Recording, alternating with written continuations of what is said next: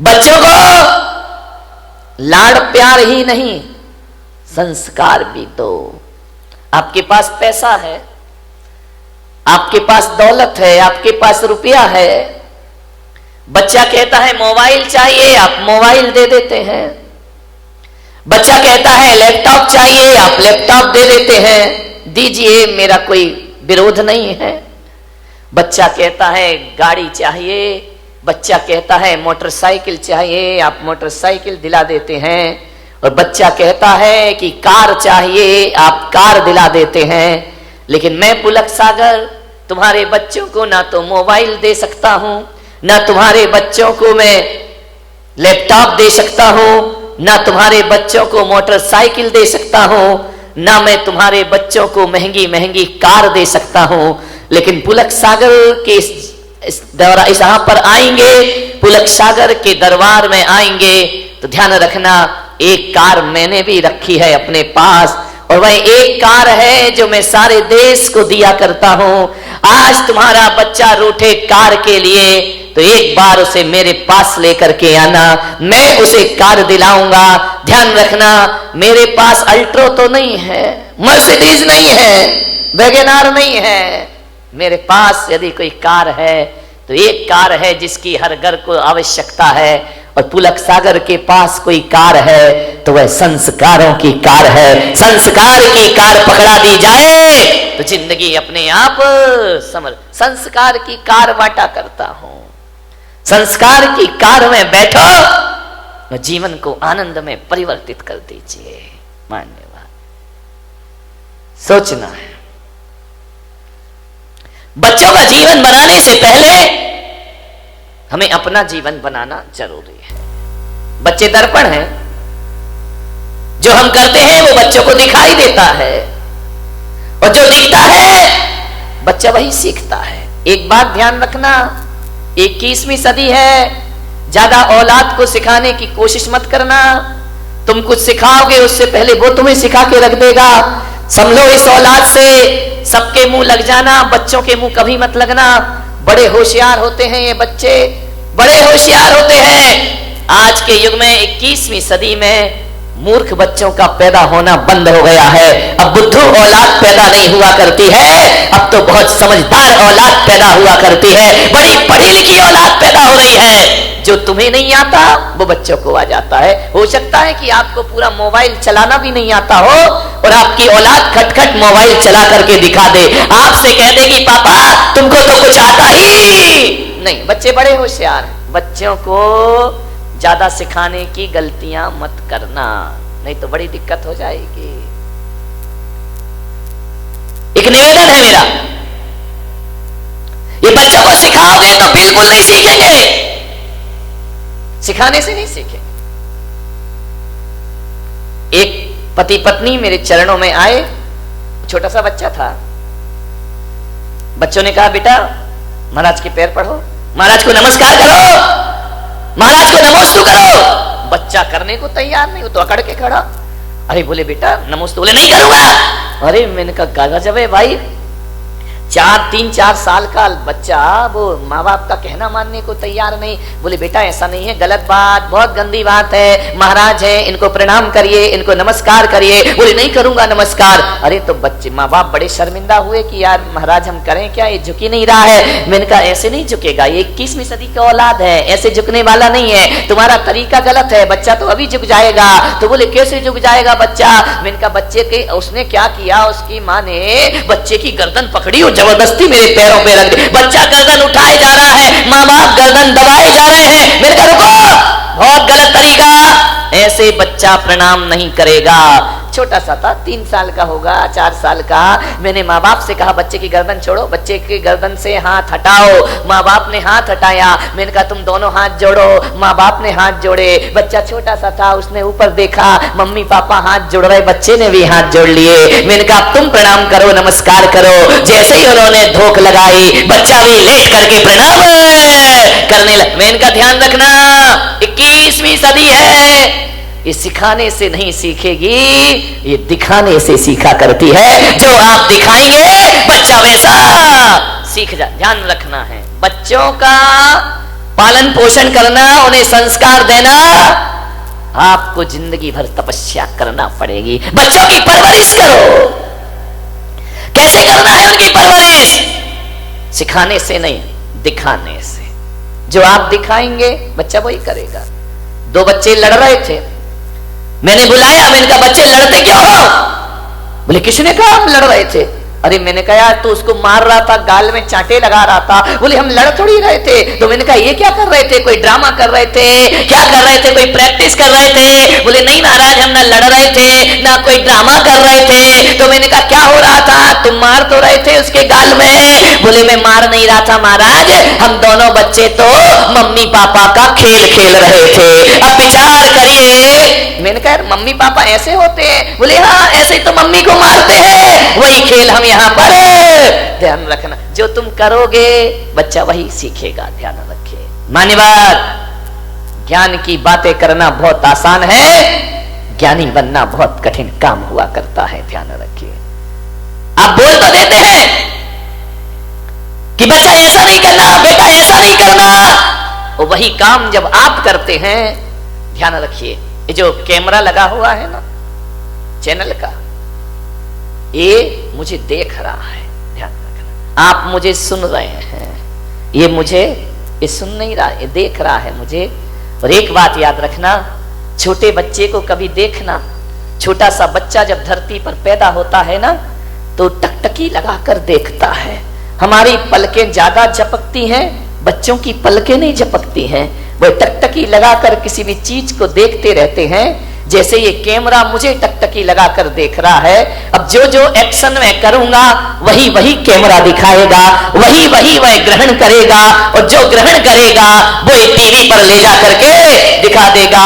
तो बच्चे की आंख भी एक कैमरा ही हुआ करता है, और जो जो सुबह शाम आप करते हैं बच्चा रिकॉर्ड करते जाता है, और जो बच्चा रिकॉर्डिंग करता है वही बच्चा दुनिया के सामने वैसा प्रस्तुत हो जाया करता है। आप सोचते हैं कि हमारा बच्चा बुढ़ापे में बड़े होके हमारा सम्मान करे, तो मेरा निवेदन है आज से ही अपने घर में बड़ों का सम्मान शुरू कर दीजिए। जो आप करेंगे बच्चा वैसा ही करेगा। ध्यान रखना, अलग से नहीं सीखेगा, तुम्हारे घर की बातें सीखेगा। अमेरिका के एक राष्ट्रपति हुए अब्राहम लिंकन,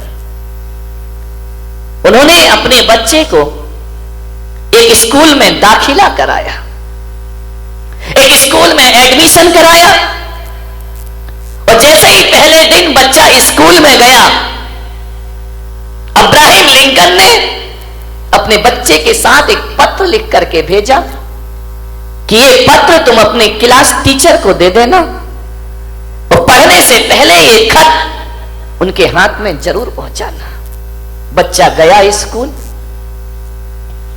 जैसे ही क्लासरूम में पहुंचा, क्लास टीचर आए, बच्चे ने कहा कि गुरुदेव सर, ये पत्र मेरे पिता ने आपके नाम लिखा है। होश उड़ गए टीचर के कि राष्ट्रपति का बच्चा और मेरे नाम पत्र। उसने पत्र खोला, पत्र में लिखा था, आदरणीय शिक्षक महोदय, मेरा आपसे एक विनम्र निवेदन है कि आज मेरा बच्चा पहली बार स्कूल में आया है, और मेरे बच्चे को आप अच्छी शिक्षाएं प्रदान करना।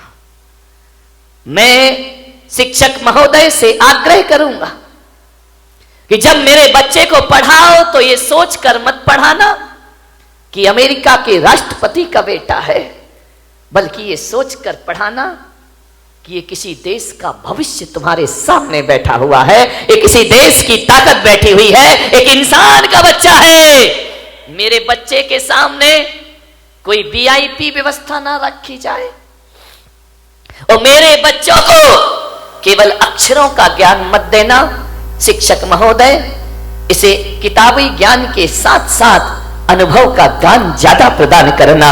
मैं नहीं चाहता कि मेरे बच्चे के पास बहुत बड़ी डिग्री हो या ना हो, डिग्री हो जाए कोई बड़ी बात नहीं है, लेकिन मैं ये नहीं चाहता कि मेरा बेटा डॉक्टर, इंजीनियर, आईएएस अफसर बन के निकले या ना निकले, लेकिन आपकी शिक्षाओं से मेरा बच्चा एक सच्चा और अच्छा इंसान बन करके स्कूल से निकले, ये राष्ट्रपति आपसे निवेदन करता है। अमेरिका के राष्ट्रपति कह रहे हैं किताबी ज्ञान ही नहीं, मेरे बच्चे को सिखाना कि बड़ों के साथ कैसे पेश आते हैं, बुजुर्गों के प्रति हमारे क्या भाव होना चाहिए, और मेरे बच्चे को समझाओ कि छोटों के साथ कैसा रहना चाहिए। और शिक्षक महोदय से मेरा निवेदन है कि मेरे बच्चे को यह मत सिखाना कि जिंदगी रेल की पटरी पर भाग रही है, मेरे बच्चे को एक चीज सिखाना कि जिंदगी सांप सीढ़ी का खेल हुआ करता है। उसे समझाओ कि जिंदगी में ऐसे भी लोग मिलेंगे जो सीढ़ियों का सहारा देकर तुम्हें ऊपर चढ़ाएंगे, और जिंदगी में ऐसे भी लोग मिलेंगे जो अपने बनकर सांप के समान डसेंगे और जिंदगी को नीचे ला करके पटक देंगे। जिंदगी एक सांप सीढ़ी का खेल है, यहां चढ़ाने वाले भी मिलते हैं और यहां उतारने वाले भी प्राप्त हुआ करते हैं। मेरे बच्चे को समझाना कि जिंदगी में उतार चढ़ाव आएंगे, सीढ़ी भी मिलेगी और सांप भी मिलेगा, लेकिन मेरे बच्चे को ये संस्कार देना कि जब जिंदगी सीढ़ियों पर ऊपर चढ़ी जाए तो अहंकार में फूलना मत, और जब कोई सांप डस ले तो निराशा में जिंदगी को बर्बाद करना मत। ध्यान रखिए। उस शिक्षक के लिए राष्ट्रपति ने निवेदन किया। मान्यवर, आपका बच्चा स्कूल जाता है, क्या माँ बाप होने के नाते आपने क्लास टीचर को यह बोला है कि मेरे बच्चे को अच्छा इंसान बनाना? नहीं बोला ना। क्लास टीचर यदि मार दे तो तुम लड़ने को तैयार हो जाते हो, तुम उसके खिलाफ केस करने को तैयार हो जाते हो।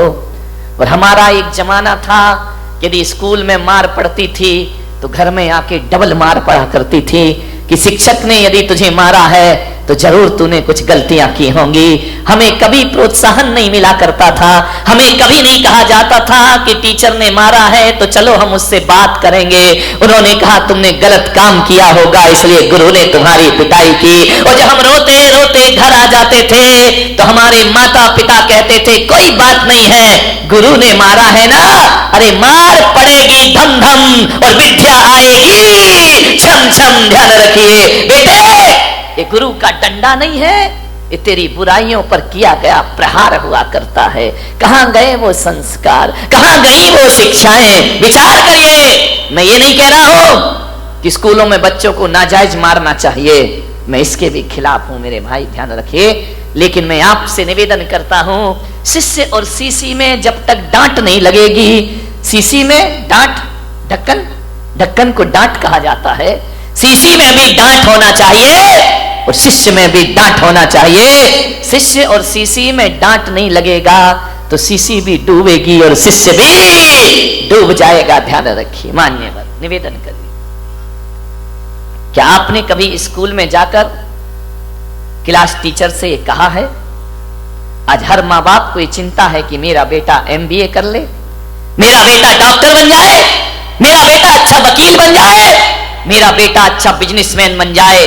कोई माँ बाप ही नहीं सोचता है कि मेरा बेटा सच्चा और अच्छा इंसान बन जाए। ध्यान रखिए। मैं आपसे कहता हूं, एक सच्चा और अच्छा इंसान 100 इंजीनियर और डॉक्टर से बढ़ करके हुआ करता है। ध्यान रखिए। यदि गलत आदमी डॉक्टर बन गया तो याद रखना वो कभी देश को, समाज की भलाई नहीं कर सकता है। गलत आदमी इंजीनियर बन गया, गलत आदमी व्यापारी बन गया, देश, समाज और परिवार को बर्बाद ही करेगा वो। ध्यान रखिए। आपसे निवेदन है, थोड़ी चिंता कर लिया करो कि मेरा बेटा अच्छा इंसान बने। आज माँ बाप को वो चिंता नहीं है, लेकिन हम संतों को चिंता है। इसलिए ज्ञान गंगा महोत्सव में मैंने कहा था ना, मैं तुम्हें भगवान बनाने के लिए नहीं बुलाऊंगा, एक सच्चा और अच्छा इंसान बनाने के लिए तुम्हें यहां बुलाने का मैं प्रयास करूंगा, क्योंकि सच्चा और अच्छा इंसान भविष्य का भगवान हुआ करता है। मेरे भाई, जो इंसान नहीं बन पाया वो भगवान क्या बनेगा? दुनिया से भागते फिरते हो, भगवान को तुम क्या पाओगे? ध्यान रखिए। मान्यवर, विचार करें। अच्छा इंसान की जरूरत है इस देश को, अच्छे आदमी की जरूरत है इस देश को। तुम्हारे परिवार की खुशहाली के लिए अच्छे अच्छे बेटे की जरूरत है। ध्यान रखिए, पूत कपूत तो का धन संचय, पूत सपूत तो का धन संचय। यदि पूत कपूत निकल गया तो सारी दौलत को बर्बाद करके रख देगा, और पूत यदि सपूत निकल गया, 1 रुपया भी ना दो तो भी लाखों की दौलत कमा कर अपने पिता को दिखा देगा। किसके लिए सोचते हो सब? अच्छा व्यक्ति बनाइए। मान्यवर, शिक्षकों के भरोसे जिंदगी मत काटना। ये वेतन भोगी हैं, इन्हें केवल मार्कशीट पकड़ाना है। इन्हें इससे कोई मतलब नहीं कि तुम्हारा बच्चा कैसा है, क्या करता है। वो तो कहेंगे रिजल्ट अच्छा आना चाहिए, बाकी तुम्हारा जो व्यवहार है वो तुम जानो। इस ध्यान रखना, अक्षरों का ज्ञान देना स्कूल के टीचर का काम है, और अनुभव का ज्ञान देना माँ बाप का काम हुआ करता है। वो आपका दायित्व हुआ करता है। आप विचार करिए, गौर करिए अपने बच्चे पर, छोटी छोटी हरकतों पर ध्यान दीजिए। मैं आपको बता रहा हूं कि अपने बच्चों को कैसे परवरिश करना है उनकी। आप सोचिए, आप गौर करना अपने बच्चों पर, किसी के दर्द पर, किसी की पीड़ा पर तुम्हारा बच्चा हंसता तो नहीं है, तुम्हारा बच्चा उसकी मजाक तो नहीं बनाता है। यदि मजाक बनाता है, रोक दीजिए उसे वहीं पर। किसी के दर्द पे मुस्कुराना मत सीखो मेरे भाई। कोई भूखा यदि तुम्हारे घर में है, यदि कोई 2 बच्चे खाना खा रहे हैं, तो आप प्रवृत्ति पर ध्यान रखना, वो अपनी रोटी उसे देता है या नहीं देता है। यदि नहीं देता है तो आज से तुम्हें उसे अच्छे संस्कार देने का प्रयास करना पड़ेगा। यदि तुम्हारा बच्चा अपनी रोटी तो रखता ही है अपने पास, लेकिन दूसरे की रोटी भी अपने पास लाता है, तो समझना ये भारत के लिए बहुत खतरनाक व्यक्ति बनेगा। ये समाज और परिवार के कलह में कारण बनेगा, ये तुम्हारे दुखों का आमंत्रण बनेगा। और यदि कोई बच्चा ऐसा है जो अपनी रोटी भी दूसरों की थाली में रख दिया करता है, तो समझना हमने किसी महापुरुष को जन्म दिया है अपने घर में। प्यासे को पानी पिलाता है या नहीं पिलाता है? तुम्हारा बच्चा दूसरों का सामान छीनने को तो नहीं रोता है? तुम्हारा बच्चा दूसरों से तमीज से बात करता है या नहीं करता है? वह बड़ों को बड़ों जैसा सम्मान देता है या नहीं देता है? आज तो छोटा है तो लाड़ प्यार में आपको बड़ा अच्छा लगता है, लेकिन कल जब ये बड़ा हो जाएगा तुम्हारे लिए खतरा बन करके खड़ा हो जाएगा। ध्यान रखिए, आज अच्छा लगता है। विचार करिए, आप अपने बच्चे, मेरे पास लोग आते हैं, मैं छोटे बच्चे से पूछता हूं, बेटा नमोकार मंत्र आता है? बच्चा बोलता है नहीं आता है। तो मैं माँ बाप की तरफ देखता हूं, माँ बाप की नजरें झुक जाया करती हैं। मैं कहता हूं कि बेटा 24 तीर्थंकरों के नाम आते हैं, बच्चे को नहीं आते हैं। उससे मैं पता लगा लेता हूं ये घर संस्कारित है या नहीं है, ये घर धार्मिक है या नहीं है। आपके घरों में जब मैं आहार लेने जाता हूं, अभी तो नहीं गया बारामती में किसी के यहां, जाऊंगा, चिंता मत करो, सबके घर में रेट पड़ेगी, ध्यान रखना। सबके घर में ध्यान रखना, जांच बैठेगी। मैंने जो 1 महीने चिल्लाया है उसका क्या रिजल्ट आया है। जब मैं आहार लेने के लिए तुम्हारे घर जाता हूं और देखता हूं कि जूता कहीं पड़ा है, बैग कहीं पड़ा है, बच्चे की यूनिफॉर्म कहीं पड़ी है, बाप के बिस्तरों में सलवटें पड़ी हैं, मैं समझ जाता हूं ये घर संस्कारित नहीं है। और आपका घर यदि व्यवस्थित जमा हुआ है तो मैं समझ जाता हूं कि माँ बाप के अंदर संस्कार है और इनकी औलाद भी संस्कारित पता लग जाता है। ध्यान रखना, शिखर से पता चलता है समाज कितनी धार्मिक है, और घरों से पता चलता है ये परिवार कितना संस्कारित है और कितना सभ्यता वाला है। 1 गिलास पानी मंगाओ, बच्चा गिलास लाए और 2 उंगली गिलास के अंदर हो, समझना संस्कारित घर नहीं है। ध्यान रखिए, मेहमान आए बच्चे भाग जाए, उनका अभिवादन ना करें तो संस्कारित घर नहीं है। ध्यान रखिए, आपकी पूजा पाठ से मैं पता कर लेता हूं। चौके में पूजा होती है, आहार के पहले थाली भरी है, 4-4 दाने चढ़ा रहा है, भरी थाली चढ़ाया नहीं जा रहा है, तो इसका मतलब ये समझो कि इसकी वृत्ति कंजूस की वृत्ति है। ये आदमी उदार भावों से पूजा नहीं करता है, ये आस्था भाव से पूजा नहीं करता है। चरण प्रक्षालन करते हो, जग भर के पानी लाते हो, 2 बूंद डालते हो, जग वापस ले, क्यों वापस ले जा रहे भाई? नल नहीं आ रहे क्या तुम्हारे यहाँ, या सूखा पड़ा है या पानी नहीं है? अरे कुछ दिन तो ऐसा हो जाएगा यदि ये प्रवृत्ति चलती रही तो अगली बार तो आदमी आई ड्रॉप लाएगा, 2 ड्रॉप डालेगा, तेरे चरणों की धूल बाबा, चंदन गुलाल। ये प्रवृत्तियां हैं। आहार में आपकी प्रवृत्ति देखी जाती है, ध्यान रखना। कैसे दे रहे हैं आप, दाल कैसे दे रहे हैं आप, सब्जी कैसे दे रहे हैं, ध्यान रखना। कंजूसों के हाथ से छूटता नहीं है, और जो उदार होता है वो उदार वृत्ति से महाराज और ग्रहण करिए और खाना। महाराज तो उतना ही लेंगे जितना उन्हें लेना है, लेकिन उससे आपकी प्रवृत्तियां पता चल जाएंगी। 4 महिलाएं सुबह से काम कर रही हैं मन चौके में, एक ऐसी आएगी, एक धक्का इधर दिया, एक धक्का उधर दिया, आगे खड़ी, काम आम कुछ करना नहीं है, समझना ये झगड़ालू औरत है, ध्यान रखना। ये नेतागिरी ज्यादा जानती है, ये राजनीति ज्यादा जानती है, काम कोई कर रहा, नाम खुद कमा रही है। ये राजनेता होते हैं, ध्यान रखना। एक कल्याण नहीं करे, ये कोई खुशहाल जीवन नहीं बना सकते हैं अपना। कई ऐसे होते हैं बिल्कुल शांत रहते हैं, काम भी करते हैं लेकिन आवाज नहीं किया करते हैं, चुपचाप शांत खड़े हैं, सुबह से मेहनत करते हैं लेकिन कोई धक्का नहीं मारते हैं। कोई आहार देता है तो आइए आप दीजिए, हम बाद में दे लेंगे, समझना वो संस्कारित आदमी है, वो सभ्यता वाला घर हुआ करता है, ध्यान रखिए। मान्यवर सोचना है आपको, विचार करना है आपको। आपकी इन क्रियाओं से आपके संस्कारों का पता चलता है, ध्यान रखिए। आप कैसे घर के हैं, आपकी मान मर्यादाएं कैसी हैं। आऊंगा मैं अभी तुम्हारे घरों में पर्युषण के बाद, सबको रिजल्ट देने के लिए कि तुम क्या कैसे हो, तुम पंडाल में कैसे दिख रहे हो, घर में पता पड़ेगा कि तुम्हारी जिंदगी क्या हुआ करती है। पंडाल में तो सब सज धज के बैठे हैं मजे से, टिप टाप। यदि इतने लोग सुधर जाएं तो मोदी को इतनी मेहनत काहे को करना पड़े मेरे भाई, देश का कल्याण कब का हो जाएगा, ध्यान रखिए। संस्कारों का, मैं ब्रह्मचारी था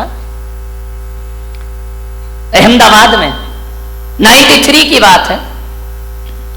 मैं एक के घर में भोजन के लिए गया, उन्होंने कहा ब्रह्मचारी जी पधारिए, भोजन ग्रहण करिए। मुझे बिठाया गया, मां रोटी बना रही थी। अब ब्रह्मचारी को तो 1-2 ही लोग देते हैं, महाराज थोड़ी है कि लाइन लग रही है। मां रोटी सेक रही है, बेटी से कहा ब्रह्मचारी जी को भोजन परोसो। बेटी ने भोजन परोसा मेरे थाली में। नमक रखने का समय आया और जैसे ही बच्ची ने नमक रखा, मां की निगाह पड़ी, उसने एक बेलन उसके हाथ में मारा, लड़की का हाथ झंझना गया। मैंने कहा भाई ये क्या बात है, ये मैं भोजन कर रहा हूं कि यहां तो महाभारत चल रही है। फट से लड़की कुछ ना बोली, ना लड़की रोई, ना लड़की चीखी, कुछ नहीं, चुपचाप रही। उसने व्यवस्था बदल दी। आहार के बाद मैंने पूछा, मेरा तो मौन था, मैंने कहा मैं आपके यहां भोजन को आया, आपकी लड़की इतने प्यार से परोस रही थी, आपने उसे बेलन क्यों मार दिया। बोले ब्रह्मचारी जी, इस लड़की को मैंने 10 बार समझाया कि थाली में नमक कहाँ रखते हैं और सब्जी कहाँ रखते हैं, ये आज फिर भूल गई। तो जब ये समझाने से नहीं समझी तो मुझे बेलन उठाना पड़ा। और आप जानते हैं मैंने एक शब्द भी नहीं बोला, और एक बेलन ने नमक कहाँ रखना चाहिए वहां व्यवस्था इसकी करा दी, अपने आप इसने उठाकर रख दिया और इसे जिंदगी भर याद। मैंने कहा इतनी बारीकी, मैंने कहा क्या फर्क पड़ता है, नमक यहां रख दिया, यहां रख दिया। बोले महाराज नमक के स्वाद में कोई फर्क नहीं पड़ता, लेकिन आदमी के व्यवहार में बहुत फर्क पड़ा करता है। मेरी लड़की पराए घर जाएगी, इसे इतना ज्ञान होना चाहिए कि भोजन कैसे परोसा। इतना ध्यान आप देते हैं बच्चों का भविष्य बनाने में। मान्यवर निवेदन है आपसे,